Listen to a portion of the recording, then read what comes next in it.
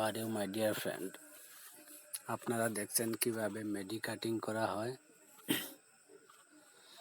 প্রথমে 14 ইঞ্চি half body হবে। প্রথমে 15 ইঞ্চি একটা কাপড় ডবল বাঞ্জে বাঞ্চ করে কেটে নেবেন। 15 ইঞ্চি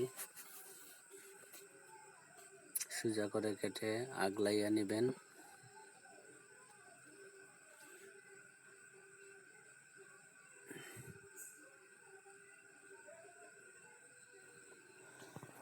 ইঞ্চি পাঁচ, এখন 16 ইঞ্চি পাঁচ প্রথমে নিব।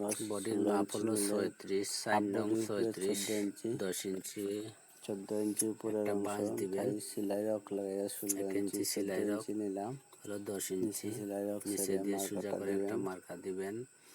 হাফ ইঞ্চি নিচে আর একটা মার্কা দিবেন। এখন হলো 14 ইঞ্চি বডি, 6 ইঞ্চি নামাবেন। 6 ইঞ্চি দিলে হবে। মরার জন্য 6.5 ইঞ্চি, 6.5 মরার জন্য 6.5 ইঞ্চি নামাইলে হবে। মরার জন্য 6.5 সোজা মার্কা দিবেন। সোজা মার্কা, এটা হলো সেলাই রক।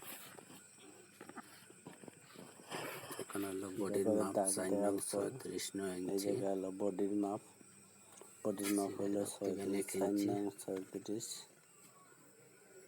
নিচে হইল 33, 8 সেলাই রক 1 ইঞ্চি। গাড়ি হলো 12 ইঞ্চি, 12 ইঞ্চি গাড়ি হলো 6.5 ইঞ্চি। সোজা করে দাগটা দিবেন। 10.5 ইঞ্চি গাড়ি সোজা সিলের মার্কাটা দিয়া দিবেন।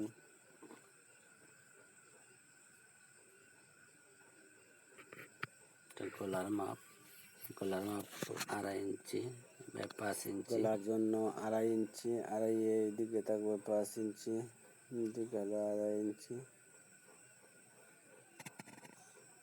দেখেন গলাটা কিভাবে রাউন্ড দেওয়া হচ্ছে।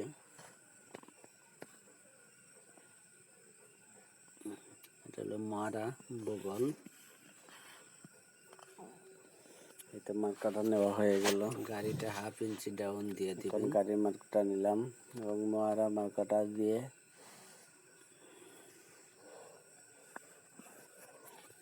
কত ইঞ্চি লাগবে এই মার্কাটা দিয়ে দিবেন। দেখেন কিভাবে কাটা হচ্ছে। এখন হলো বন্ধুরা, আপনারাও চাইলে কাটতে পারবেন, কোনো সমস্যা নাই, এতে কোনো অসুবিধা নেই। যেভাবে আমি বলেছি সেইভাবে যদি কাপড়টা কেটে ফেলেন, মার্কাটা দিয়ে দেন, তাহলে কাটতে পারেন, কোনো আপত্তি নাই। এই তো হাফ বডিটা কাটা হয়ে গেল। দেখেন কাপড় কাটা একটা ব্যাপার না, যদি বুঝতে পারেন। যেভাবে কাপড়টা বাঁচ ফেলে সেইভাবে যদি 48 ইঞ্চি বডি হয়, লম্বা হয়, তাইলে আপনারা এই মাপে সেম মাপে কাজটা করতে পারেন। 5.5 গজ কাপড় লাগবে। 5.5 গজ কাপড় হলেই হয়ে যাবে।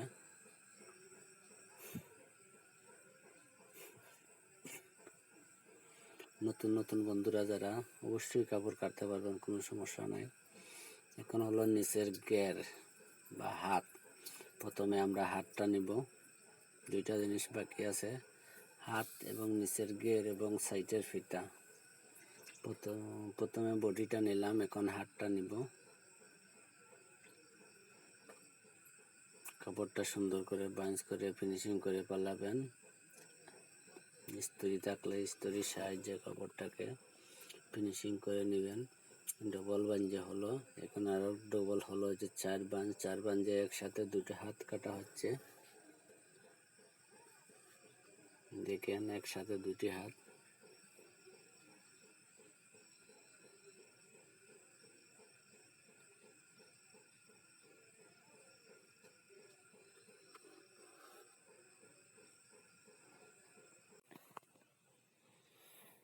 হাতের প্রথমে 1/2 ইঞ্চি দুটি দাগ দিবেন। এরপর 3 ইঞ্চি মোড়ার রাউন্ডের জন্য 3 ইঞ্চি,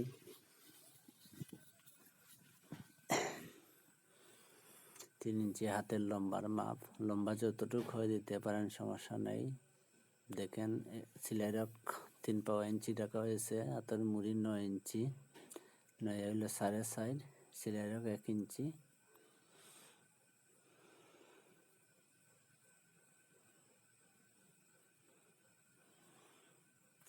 সেলাইয়ের জন্য 1 ইঞ্চি। এখন মোয়ারা হলো 8 ইঞ্চি।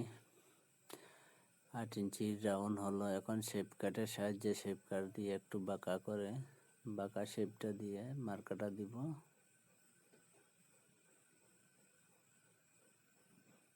একটা মার্কা দেওয়া হয়ে গেছে, আর একটা মার্কা দিলাম।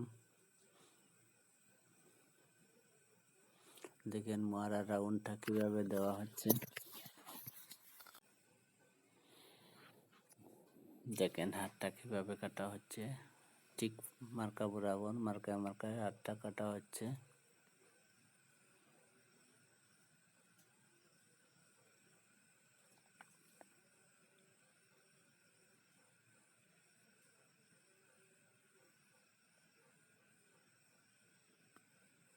দেখেন দুইটা হাত একসাথে কাটা হলো।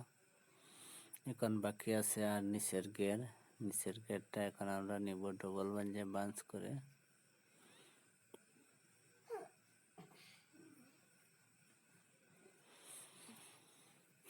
এখন সাইডের ফিতাটা কেটে নিব।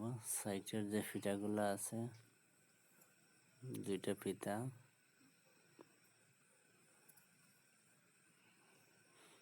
দেখেন দুইটার জন্য ডবল বাঞ্জে 4 বাঞ্চ করা হয়। শীত 4 বাঞ্জে।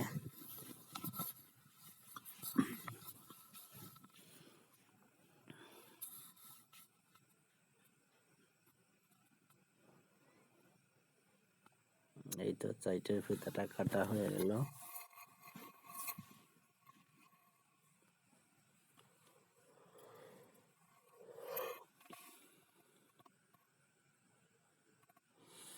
এখন নিচের ঘরের জন্য ডবল বাঞ্জে বাঞ্চ করবো। বাঞ্চ করে 38 ইঞ্চি লম্বা মাপ দিয়ে কাটিং করব।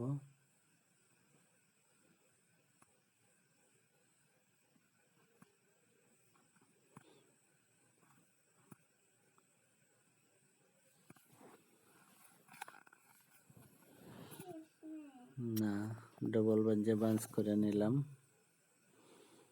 ডবল বাঞ্জে বাঞ্চ করে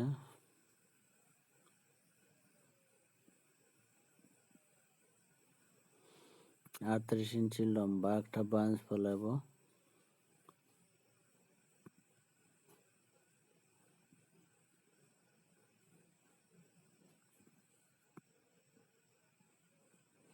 এই তো ডবল বাঞ্জে বাঞ্চ করলাম। এখন লাগবে ডবল পার্ট। কিনতে গেছে দুইটা পার্ট নিবে।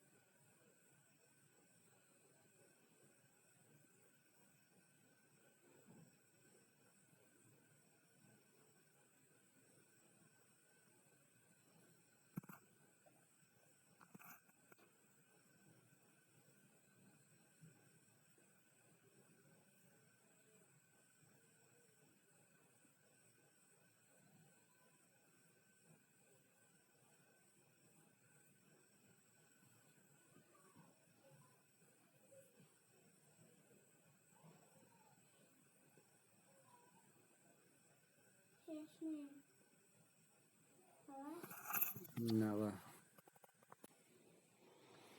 দেখেন কিভাবে মার্কাটা দেওয়া হলো, কিভাবে কাটিং করা হবে। দেখেন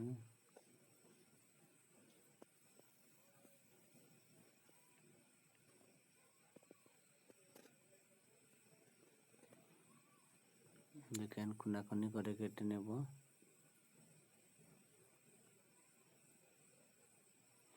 এই তো এক সাইডে গের হয়ে গেছে আর এক সাইডের সামনে।